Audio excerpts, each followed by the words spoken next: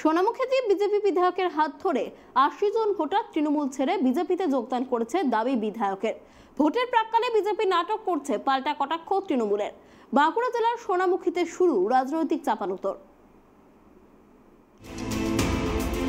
বাঁকুড়া জেলার সোনামুখীতে বিজেপি বিধায়ক দিবাকর ঘরামির বিধায়ক কার্যালয়ে বুধবার রাতে সোনামুখী পৌরসভার ১ নম্বর ওয়ার্ড থেকে মোট ২০টি পরিবারের ৮০ জন ভোটার বিধায়কের হাত ধরে তৃণমূল ছেড়ে বিজেপিতে যোগদান করলেন।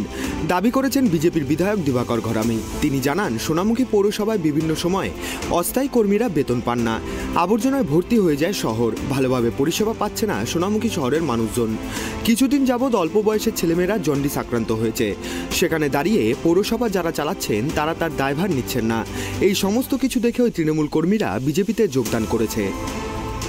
আজ সোনামুখী পৌরসভার ১ নম্বর ওয়ার্ড ৫৯ নম্বর বুথ তৃণমূল কংগ্রেসের পক্ষ থেকে ২০টি পরিবার ভারতীয় জনতা পার্টিতে যোগদান করলেন। বিজয় রায়ের নেতৃত্বে এই ২০টা পরিবারে ৮০ জন ভোটার তারা ভারতীয় জনতা পার্টিতে যোগদান করলেন।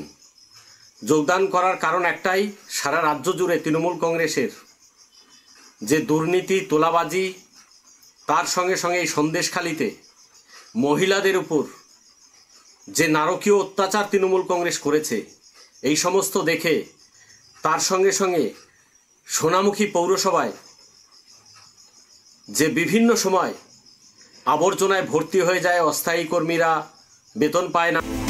অন্যদিকে বিজেপির যোগদান কর্মসূচিকে তীব্র কটাক্ষ করেছে তৃণমূল।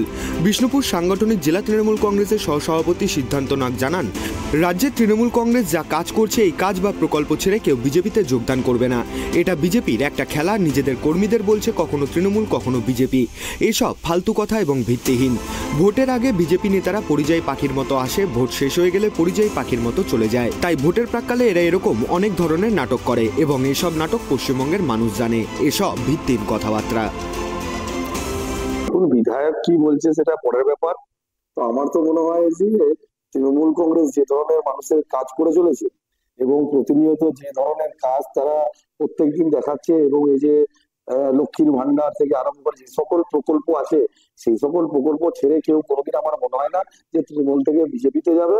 আমার যতদূর ধারণা, এই বিজেপি নিজেদের একটা খেলা, নিজেদের টিমের লোককে কখনো বলছে তৃণমূল, কখনো বলছে বিজেপি, এবং মানুষকে একটা দ্বন্দ্বের মধ্যে রাখার চেষ্টা করছে। এগুলো সব ফালতু কথা, এর ভিত্তিহীন, এর কোনো ঠিক কিচ্ছু নেই।